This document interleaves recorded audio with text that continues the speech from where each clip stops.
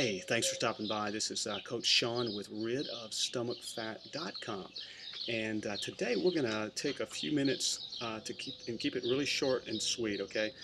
But I've had three key questions that have come up over the last month numerous times, and I wanted to address them. So we're going to learn today about how your sleep patterns can affect your body fat level and your fitness and fat loss results, okay? Secondly, we're going to talk about something called the glycemic index and how this can affect your fitness and fat loss. And we're going to simplify it so that it's easier for you to implement it even today into what you're eating and how this can help you. And lastly, we're going to talk about another little secret about bumping up your metabolism without spending more time in the gym. Okay, although obviously the exercise is part of it, we're also going to talk about some non-exercise ways to burn more calories. Okay, so let's jump right in. Now, Susan writes asking about how sleep can affect her body fat level and fitness and fat loss. And Susan, what's going on with that is that when we get into the deep stages of sleep, that we actually have it actually affects the hormonal level. The growth hormone is secreted. Other hormones that we won't go into all the details. I mean, I can pull out my physiology books if you want, but we want to keep it simple for now. And so that's something that's very beneficial for us is the deep sleep. Now, a lot of times people have altered sleep patterns, and this may be due to being to stress. It may be due to too much caffeine. Maybe they're eating too much at night and not eating enough during the day, which is a vicious cycle. For whatever reason, if your sleep pattern, if you're not getting a good solid 7.5 hours is sort of a good recommendation. If you're not getting a good solid 7.5, 8 hours of sleep without waking up numerous times in the night, then you need to maybe look at this closely and figure out what the problem is. Okay, something you can talk to your doctor about, or a sleep specialist. But it's very important because if you don't get this deep into the deep sleep and you wake up a lot, if you're a light sleeper, your body might not be getting the hormonal renewal that is important for helping you keep lean. And when your body's in a stress state, some studies show that we have a tendency to store more body fat. Okay, and that's why some people then wake up, they're feeling tired all day, they're taking in compensating with too much caffeine and too much sugar and just bouncing their blood sugar level up and down like a roller coaster, and so they're not going to feel very good at all.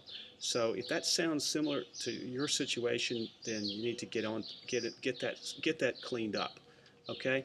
And you'll feel a whole lot better, and you'll also find that your fat loss program and your exercise and your nutrition program is going to work a lot better for you. Okay, so that's part of the program. So you've got to have the exercise part, you've got to have the right nutrition, and you've also got to have the right recovery, the right sleep. So it's all part of the program. Okay, that's all for now. Let's jump into the other topic, which was glycemic index. Now, glycemic index is simplifying very much is a rate showing you the ratio or how fast carbohydrates break down into sugar. Okay, so on a 0 to 100 scale, 0 being maybe like a rock, eating a rock, and 100 meaning like pure sugar or, God forbid, corn syrup, which is probably the worst thing you could possibly do to your body, is and we'll do another video on corn syrup later because it should be illegal. But right now it's the main sweetener that's used in many processed food products, whether it's soft drinks or other things. So you want to avoid the high glycemic index foods. Now there are some surprising foods in there that you may think are really healthy that actually are maybe you need to be limiting your intake of. And I'm not going to go into the whole list because you can find it on the internet. You can stop by our website, send us an email, and we'll send you a copy of the glycemic index. So just go to RidOfStomachFat.com and contact us, and we'll send you a copy of that. Very important for your fat loss, and if you have diabetic friends or family, they'll know about this also. Okay, So that's just a little something to look up, get into the glycemic index and eat more of the foods on the lower end of the chart. All right, now the last thing was this, what's the secret, my secret tip of the day to bump up your calorie burn without spending more time in the gym. Well, you know what it is? Here it is. It's stand up. It's stand up whenever you can. Don't sit if you can stand, and don't stand if you can walk. So it sounds kind of crazy, but sometimes I'm in the office. I'll put the computer on. I've got a kind of a higher a little cabinet. I've got some files in, and I'll put the computer there, and I'll stand up and do an hour's work just to break up the day. It also breaks up the monotony of the day sometimes.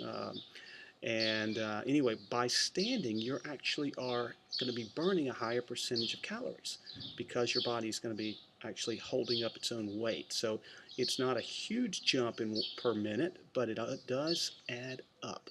So that's all for now. So recapping, make sure you're getting at least 7 hours of good sleep a night without waking up a lot. If not, address it.